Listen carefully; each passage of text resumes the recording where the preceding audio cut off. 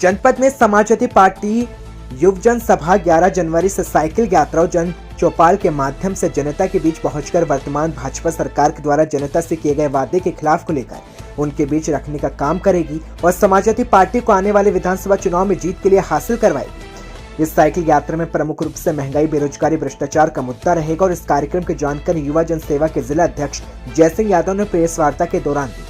जिला अध्यक्ष जयसिंह यादव ने कहा कि भाजपा सरकार में गुंडाराज चरम पर है और भाजपा सरकार में किसान परेशान है।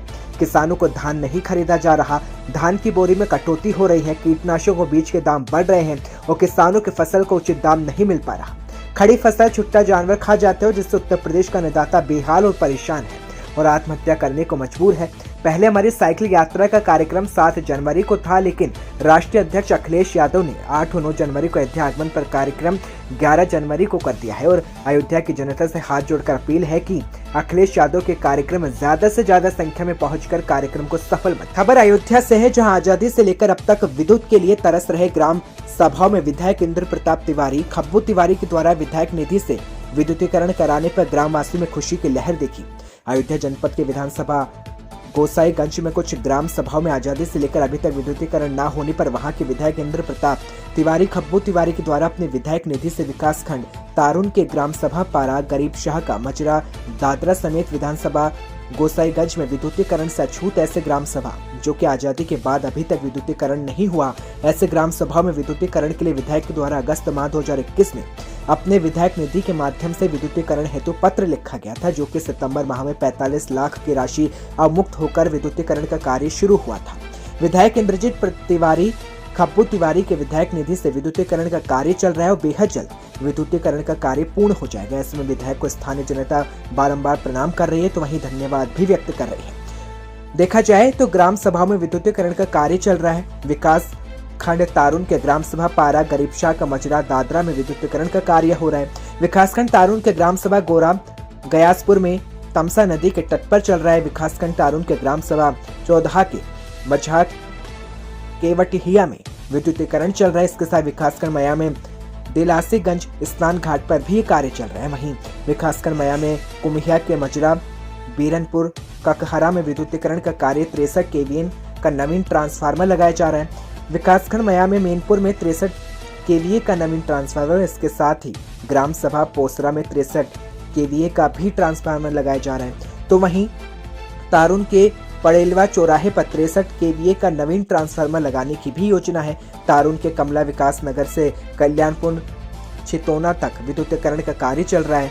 विकासखंड तारुन के ग्राम सभा मलावन का मजरा महुली में भी अरविंद चतुर्वेदी के घर में विद्युतीकरण का कार्य चल रहा है। इसके साथ ही विधानसभा गोसाईगंज में लगभग 3 दर्जन ग्राम सभाओं में विद्युतीकरण का कार्य किया जा रहा है।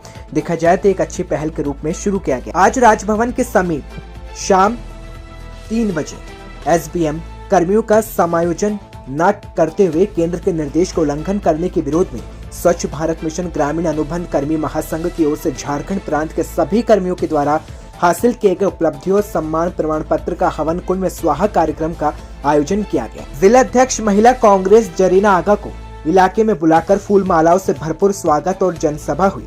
इसके अलावा लोगों ने कहा कि आगा यूनुस जैसे नेता जनता के मुद्दों पर हर समय संघर्ष कर रहे हैं और कई बड़े कार्य अपने विपक्ष में रहते हुए किए।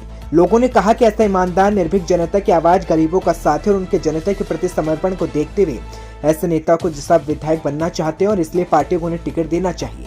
लोगों ने कहा कि कोई अन्य नेता जनता की परेशानियों, जनहित के कार्यों के लिए कार्य नहीं कर रहा और स्वागत कार्यक्रम के बाद जनसभा हुई और जनसभा में मस्जिद के इमाम साहिब साबिर जावेद समेत कई लोगों ने जनसभा को संबोधित किया।